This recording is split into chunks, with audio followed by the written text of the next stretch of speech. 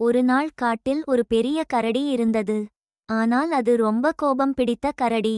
ஒரு நாள் கோபத்தில் அது என்ன செய்துச்சு தெரியுமா? ஒரு அடர்ந்த காட்டில் ஒரு பெரிய பழுப்பு கரடி இருந்தது. அந்த கரடி நல்ல மனசு கொண்டது. ஆனால் அதுக்கு ஒரு பெரிய பிரச்சனை இருந்தது. அது என்னன்னா, அதுக்கு சீக்கிரம் கோபம் வரும். ஒரு நாள் காலை கரடி காட்டில் நடந்து போய்க்கொண்டிருந்தது. அப்போது ஒரு சின்ன முயல் ஓடிக்கிட்டு வந்தது. முயல் தவறி கரடியை சற்றே தட்டியது. கரடி உடனே கோபமா, ஏய், என்னை ஏன் தட்டுறே என்று கத்தி கோபப்பட்டு விட்டது. பாவம் முயல் பயந்தது. மன்னிச்சுக்கோ கரடி அண்ணா, நான் தவறி தட்டிட்டேன் என்று சொன்னது. ஆனா கரடி கேட்கவே இல்லை.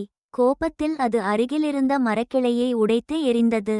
அந்த கிளை கீழே விழுந்து தேன்கூடு ஒன்றை உடைத்தது. அதிலிருந்து 100 தேனீக்கள் பறந்து வந்தது. தேனீக்கள் கோபமாக கரடியை சுற்றி கடி செய்ய ஆரம்பித்தது. ஐயோ, ஐயோ என்று கரடி ஓட ஆரம்பித்தது. அதற்கு ரொம்ப வலி.